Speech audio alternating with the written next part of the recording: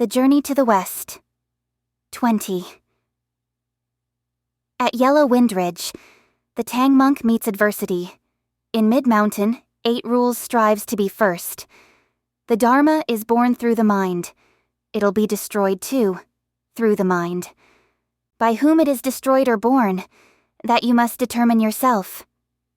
If it is through your own mind, why do others need to tell you?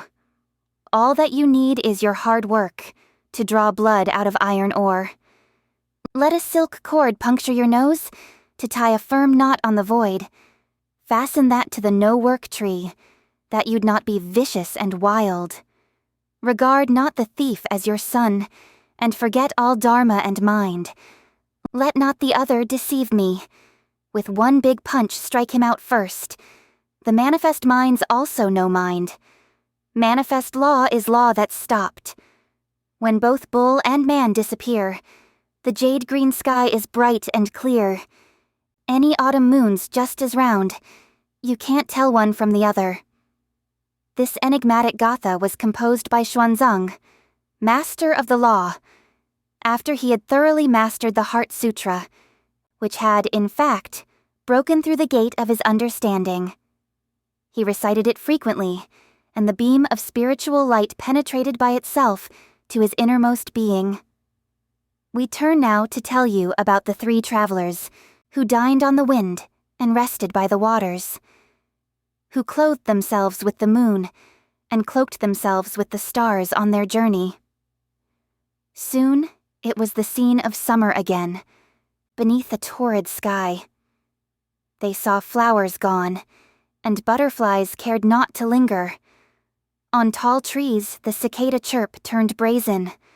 Wild worms made their cocoons, fair pomegranates their fire, as new lilies in the ponds appeared. As they were traveling one day, it was growing late again when they saw a hamlet beside the mountain road. "Wukong," said Tripitaka.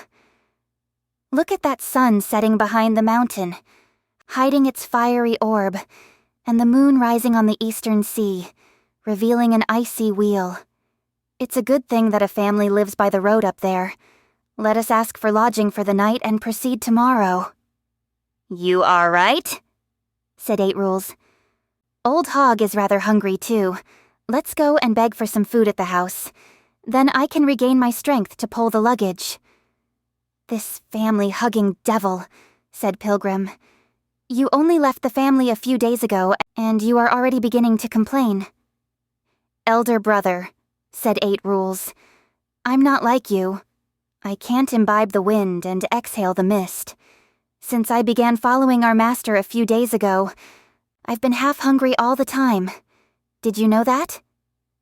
Hearing this, Tripitaka said, "Wuning, if your heart still clings to the family, you are not the kind of person who wants to leave it.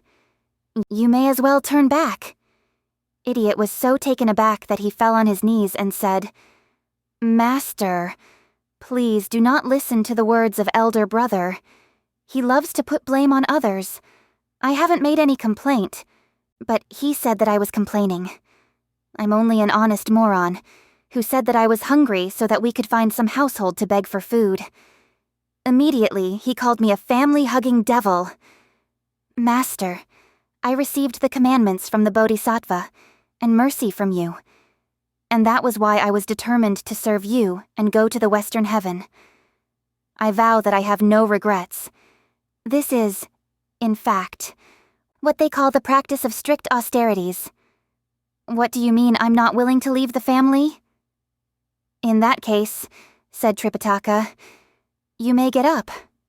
Leaping up with a bound, Idiot was still muttering something as he picked up the pole with the luggage.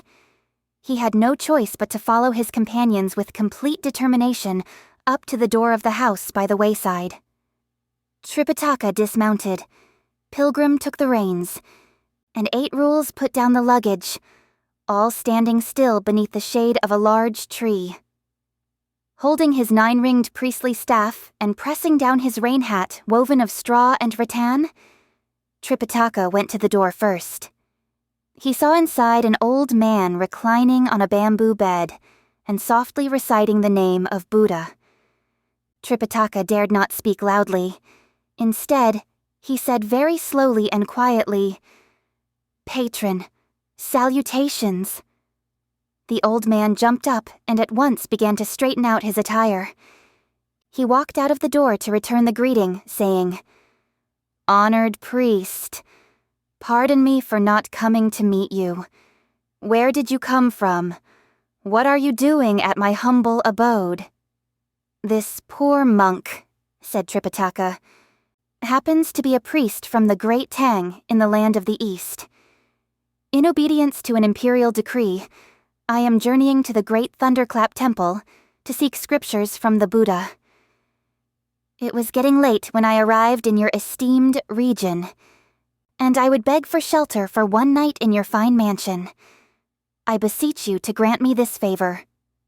"You can't go there," said the old man, shaking his head and waving his hand. "It's exceedingly difficult to bring scriptures back from the Western Heaven. If you want to do that, you might as well go the Eastern Heaven." Tripitaka fell silent, thinking to himself, "The Bodhisattva clearly told me to go to the West. Why does this old man now say that I should head for the East instead? Where in the East would there be any scriptures?" Terribly flustered and embarrassed, he could not make any reply for a long time.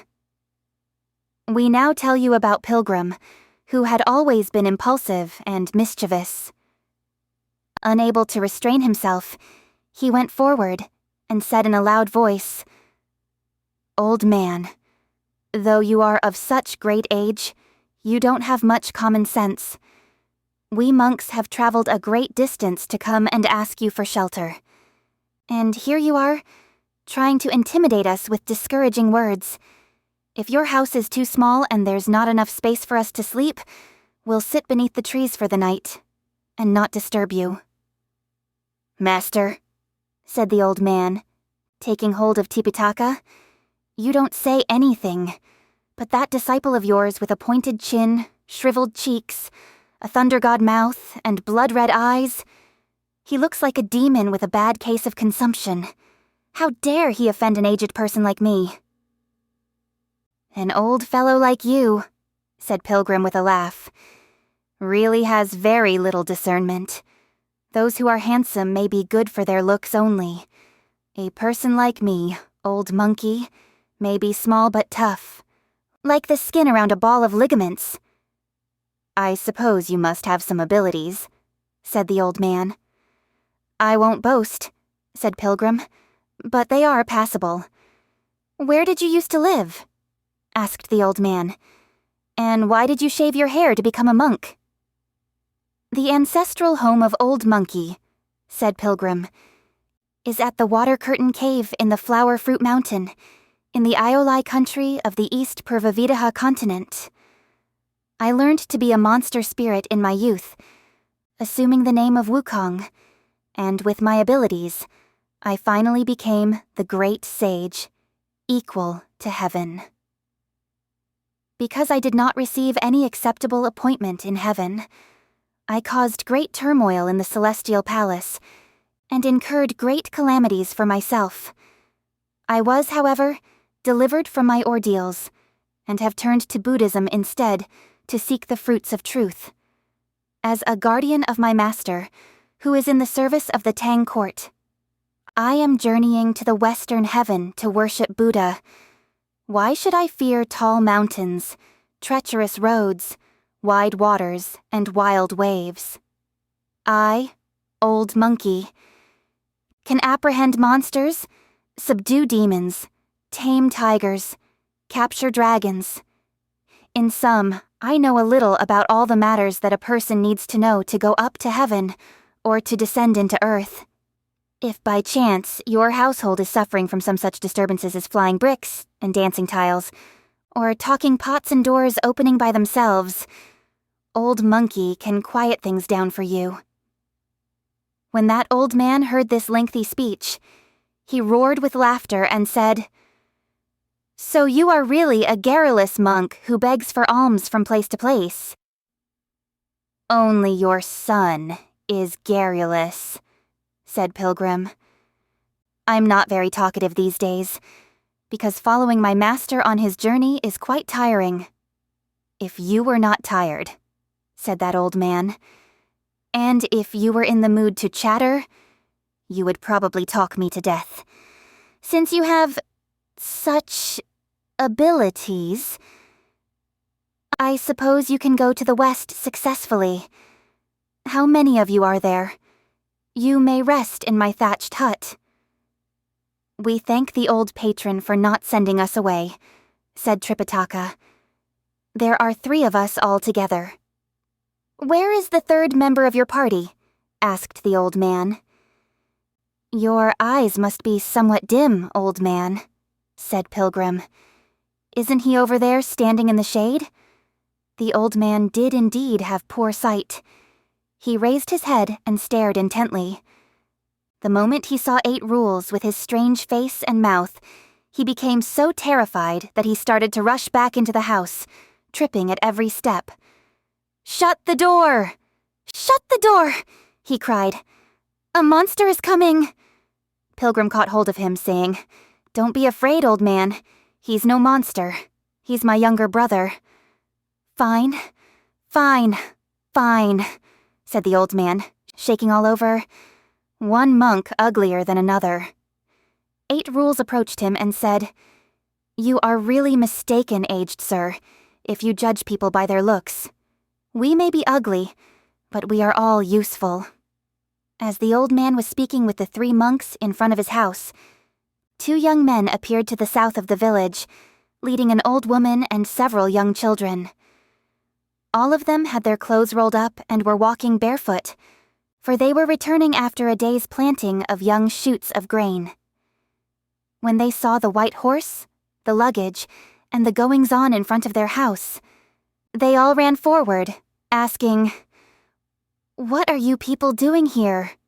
Turning his head, 8 Rules flapped his ears a couple of times and stuck out his long snout once, so frightening the people that they fell down right and left, madly scattering in every direction.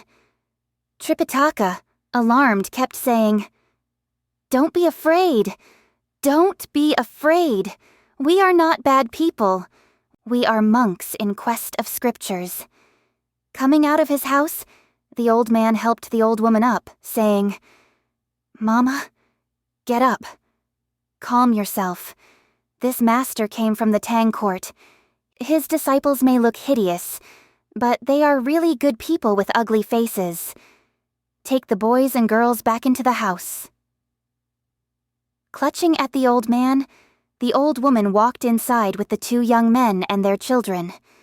Sitting on the bamboo bed in their house, Tripitaka began to protest, saying, "Disciples, the 2 of you are not only ugly in appearance, but you are also rude in your language. You have scared this family badly, and you are causing me to sin."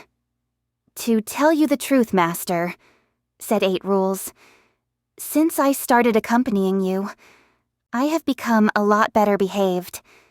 At the time when I was living in Old Gao Village, all I needed to do was to pout and flap my ears once, and scores of people would be frightened to death." "Stop talking rubbish, idiot," said Pilgrim, "and fix your ugliness." "Look at the way Wukong talks," said Tripitaka. "Your appearance comes with your birth. How can you tell him to fix it?" "Take that rake-like snout," said Pilgrim. "Put it in your bosom, and don't take it out. And stick your rush-leaf fan ears to the back of your head, and don't shake them. That's fixing it."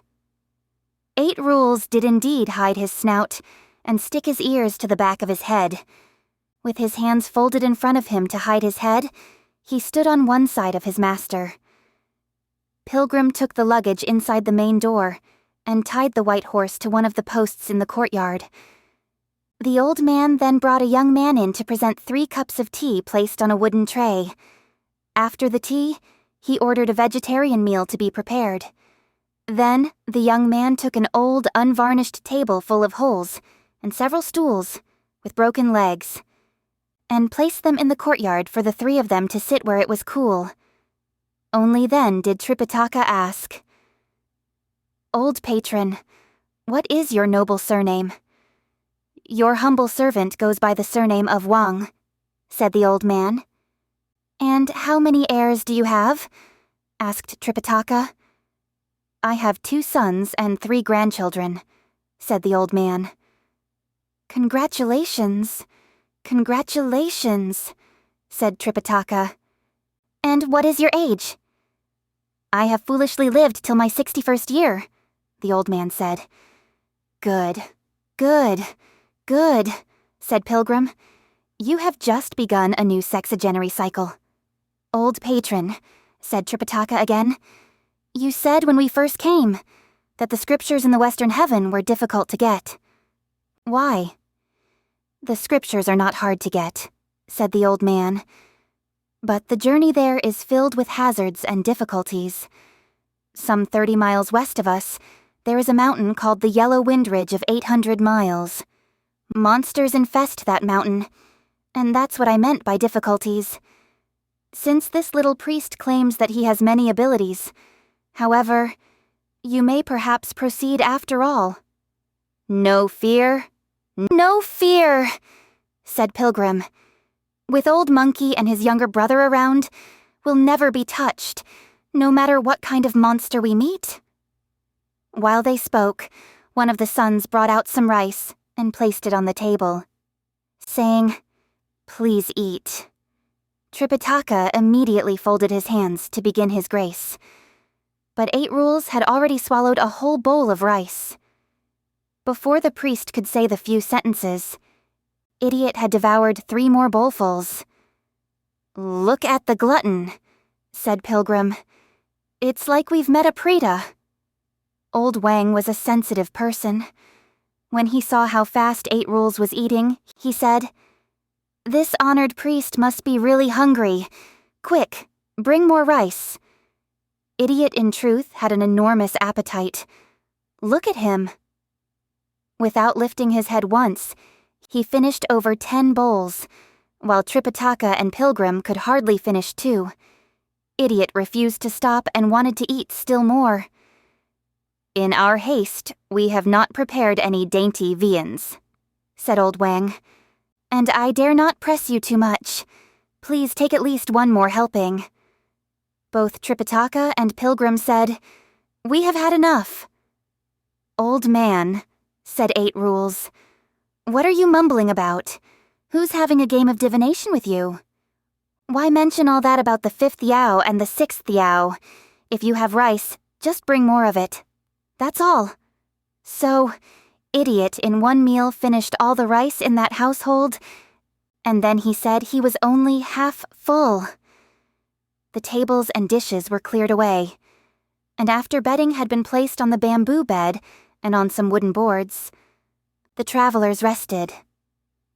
The next morning, Pilgrim went to saddle the horse, while 8 Rules put their luggage in order.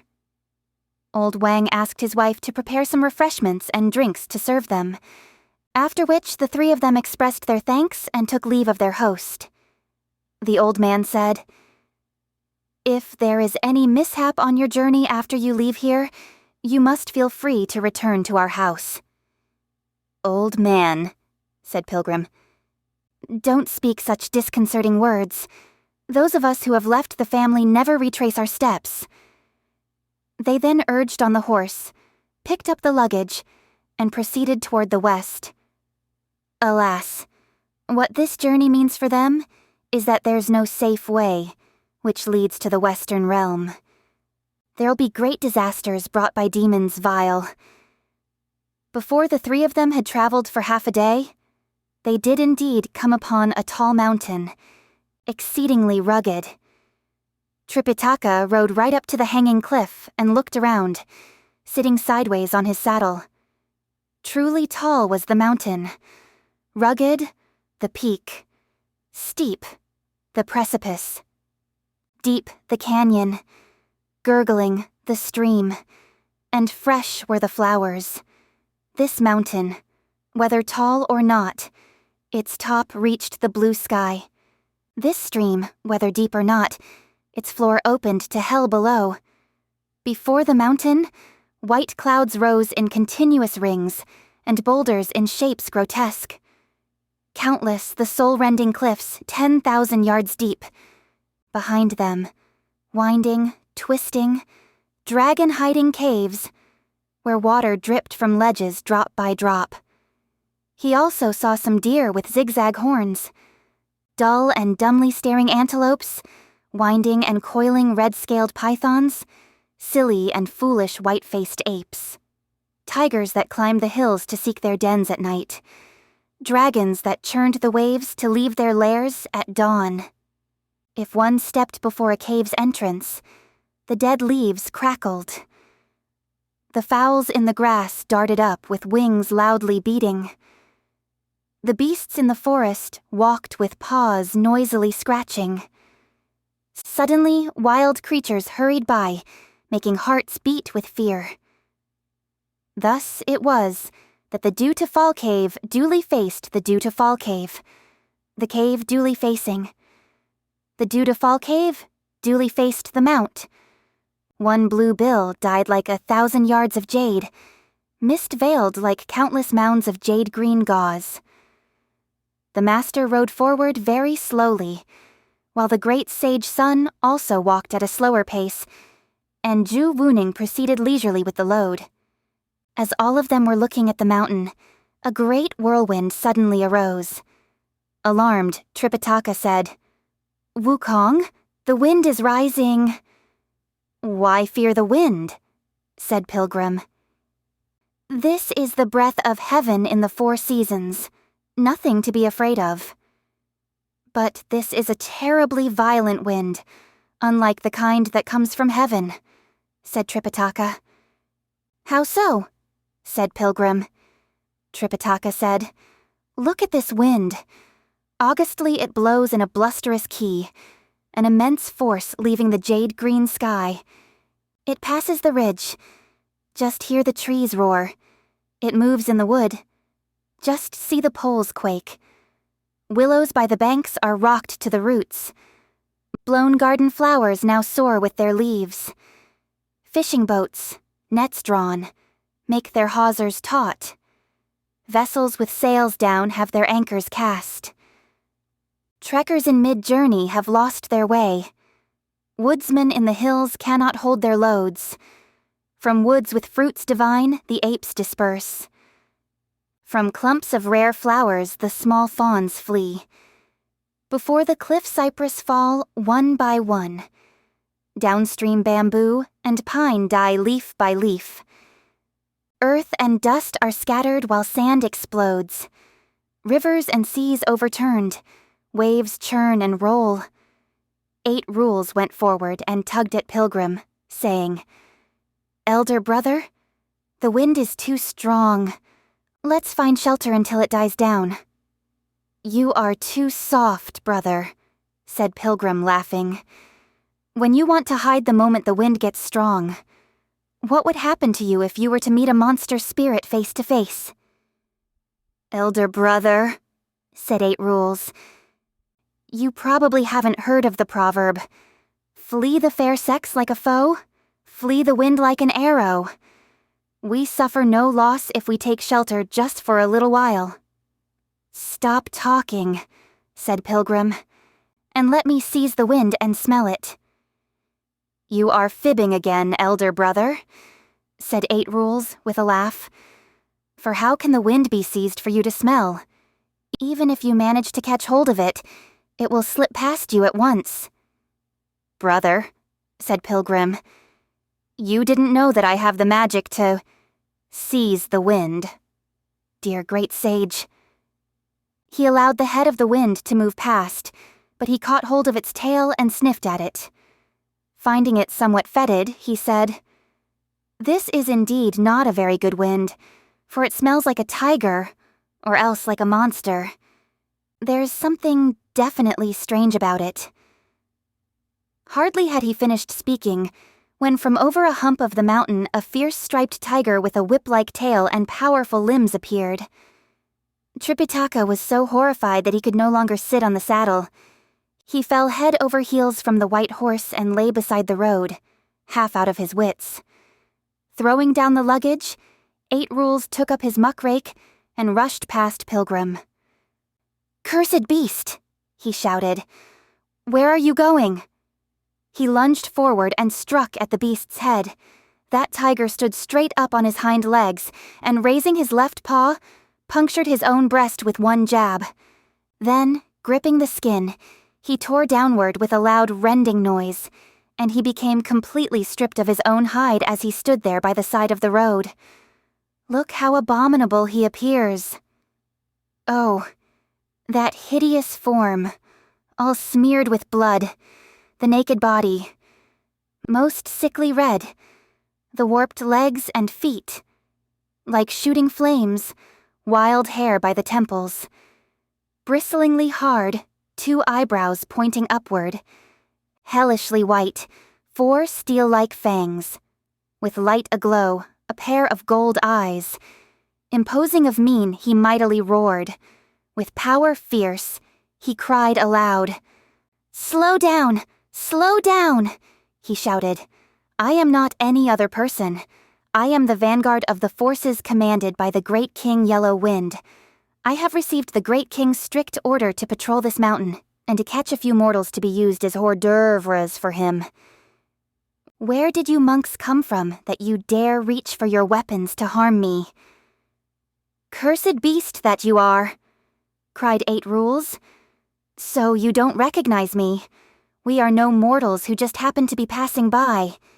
We are the disciples of Tripitaka, the royal brother of the great Tang Emperor in the land of the East, who by imperial decree is journeying to the Western Heaven to seek scriptures from the Buddha. You better stand aside quickly for us to pass, and don't alarm my master. Then I'll spare your life. But if you are impudent as before, there will be no clemency when this rake is lifted up." That monster spirit would not permit any further discussion. He quickly drew near, assumed a fighting pose, and clawed at 8 Rules' face. Dodging the blow, 8 Rules struck at once with his rake.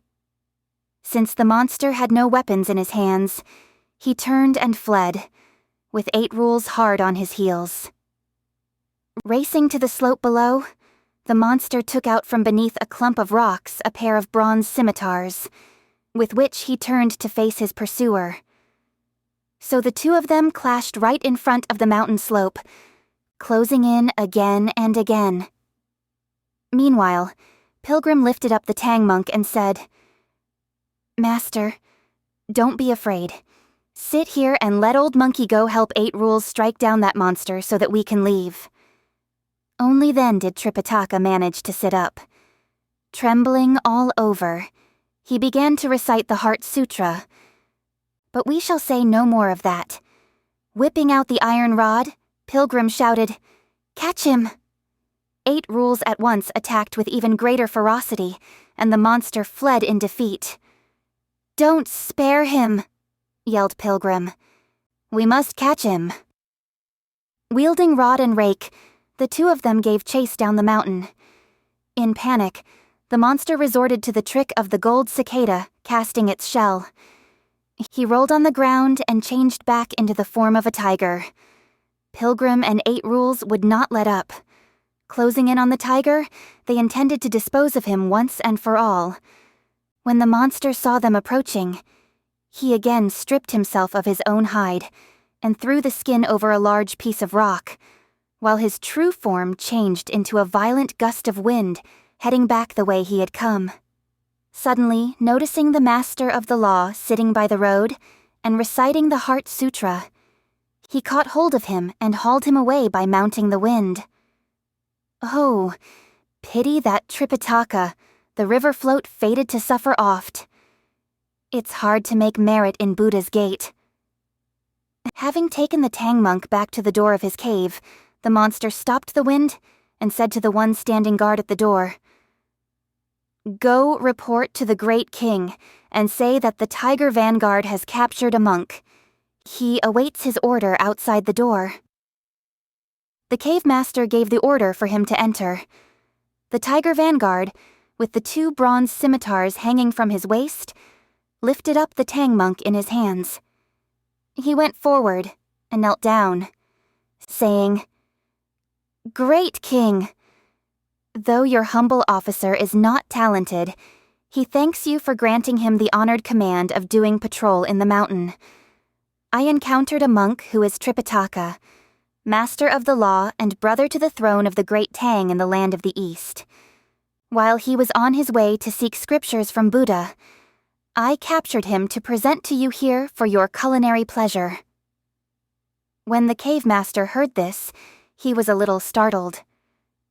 "I have heard some rumor," he said, "that the master of the law, Tripitaka, is a divine monk who is going in search of scriptures by imperial decree of the great Tang. He has under him a disciple whose name is Pilgrim Sun, and who possesses tremendous magical power and prodigious intelligence. How did you manage to catch him and bring him here?" "He has, in fact, 2 disciples," said the vanguard. "The one who appeared first used a 9-pronged muckrake, and he had a long snout and huge ears. Another one used a golden-hooped iron rod, and he had fiery eyes and diamond pupils. As they were chasing me to attack me, I used the trick of the gold cicada casting its shell and succeeded not only in eluding them, but also in catching this monk. I now respectfully present him to the great king as a meal." "Let's not eat him yet," said the cave master. "Great king," said the vanguard, "only a worthless horse turns away ready feed." "You haven't considered this," said the cave master. "There's nothing wrong with eating him, but I'm afraid his 2 disciples may come to our door and argue with us. Let's tie him instead to one of the posts in the rear garden and wait for 3 or 4 days. If those 2 don't show up to disturb us, then we can enjoy the double benefit of having his body cleaned and not having to bicker with our tongues. Then we can do what we want with him, whether we wish him boiled, steamed, fried, or sautéed. We can take our time to enjoy him." "Highly pleased," the vanguard said. "The great king is full of wisdom and foresight, and what he says is most reasonable. Little ones, take the priest inside." 7 or 8 demons rushed up from the sides and took the Tang monk away. Like hawks catching sparrows, they bound him firmly with ropes. This is how that ill-fated river float on pilgrim broods. The god monk in pain calls Wukong to mind. "Disciples," he said, "I don't know in what mountain you are catching monsters, or in what region you are subduing goblins. But I have been captured by this demon, from whom I have to suffer great injury. When shall we see each other again?" "Oh, what misery! If you 2 can come here quickly, you may be able to save my life. But if you tarry, I shall never survive." As he lamented and sighed, his tears fell like rain. We now tell you about Pilgrim and 8 Rules, who, having chased the tiger down the slope of the mountain, saw him fall and collapse at the foot of the cliff. Lifting his rod, Pilgrim brought it down on the tiger with all his might, but the rod bounced back up and his hands were stung by the impact. 8 Rules, too, gave a blow with his muckrake, and its prongs also rebounded. They then discovered that it was nothing but a piece of tiger skin covering a large slab of stone. Greatly startled, Pilgrim said, "Oh no! Oh no! He's tricked us!" "What trick?" asked 8 Rules. Pilgrim replied, "This is called the trick of the gold cicada casting its shell. He left his skin covering the stone here to fool us, but he himself has escaped. Let's go back at once to take a look at Master. Let's hope that he has not been hurt." They retreated hurriedly, but Tripitaka had long vanished. Bellowing like thunder, Pilgrim cried, "What shall we do? He has taken Master away." "Heavens, heavens!" wailed 8 Rules, leading the horse as tears fell from his eyes. "Where shall we go to look for him?" With head held high, Pilgrim said, "Don't cry, don't cry. The moment you cry, you already feel defeated. They have to be somewhere in this mountain. Let's go and search for them." The two of them indeed rushed up the mountain, passing the ridges and scaling the heights. After traveling for a long time, they suddenly beheld a cave dwelling emerging from beneath a cliff. Pausing to take a careful look around, they saw that it was indeed a formidable place. You see a pointed peak, fortress-like, an old path, ever winding. Blue pines and fresh bamboos, green willows and verdant wu trees, strange rocks in twos below the cliff, rare fowls in pairs within the woods. A stream flowing far away spills over a wall of stones. The mountain brook reaches the sandy banks in small drops. Wasteland clouds in clusters, and grass as green as jade. The sly vixen and hare scamper wildly about.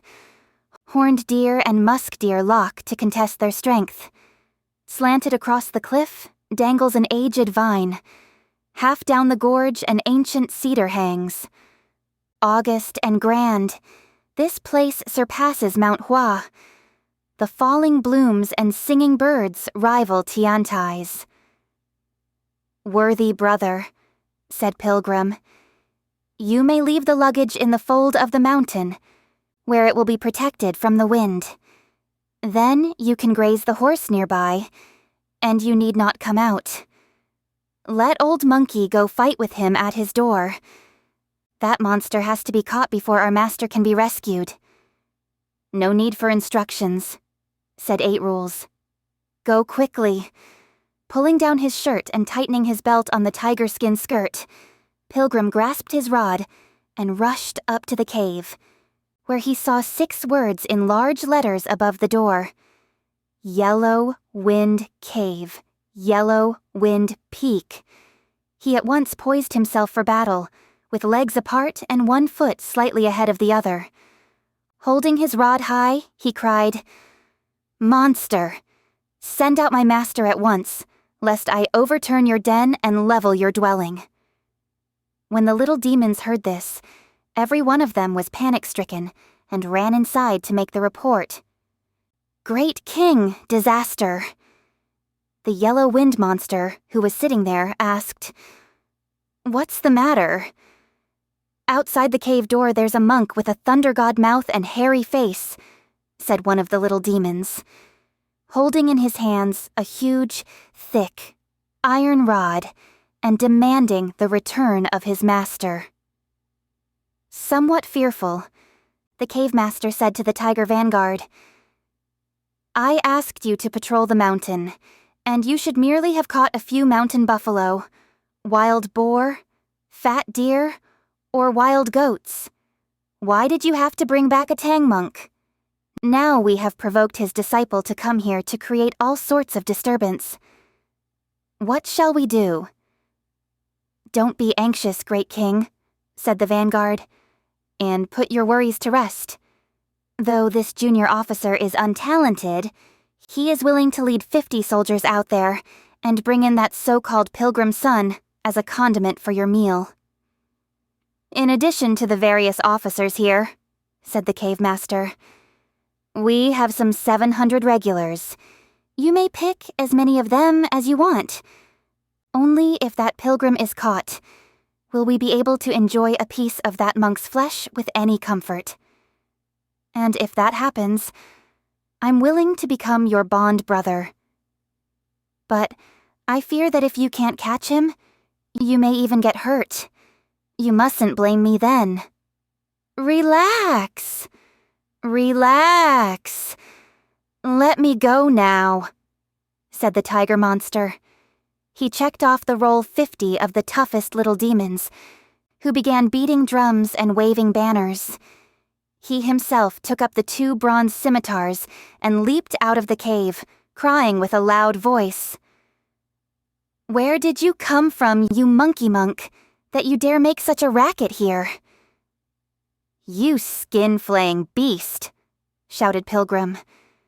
"You were the one who used that shell-casting trick to take away my master. Why do you question me instead? You better send out my master immediately, or I'll not spare your life." "I took your master," said the tiger monster, "so that he could be served to my great king as meat for his rice. If you know what's good for you, get away from here. If not, I'll catch you too, and you'll be eaten along with him. It will be like one free piece of merchandise with every purchase." When he heard this, Pilgrim was filled with anger. With grinding teeth and fiery eyes all ablaze, he lifted his iron rod and yelled, "What great ability do you have, that you dare talk like that? Don't move.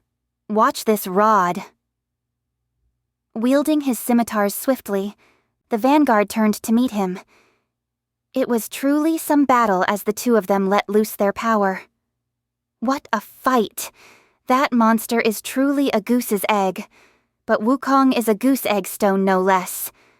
When bronze swords fight handsome Monkey King, it's like eggs coming to strike at stones.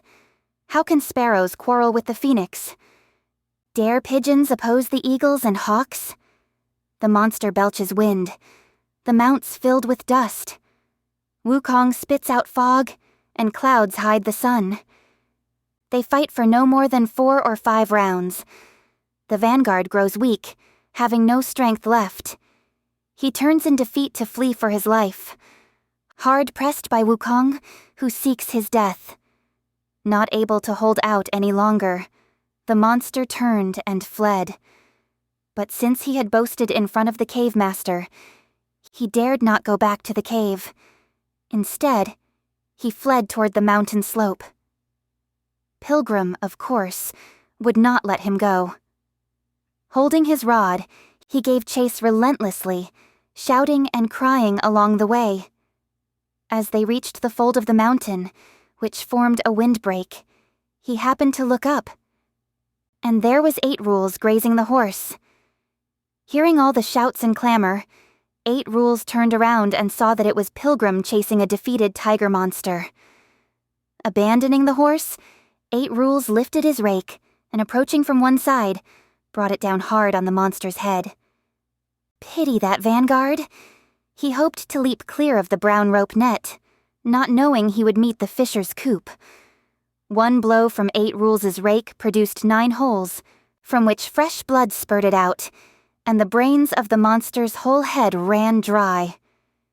We have a poem as a testimony for 8 Rules, which says, "Returning to true teaching.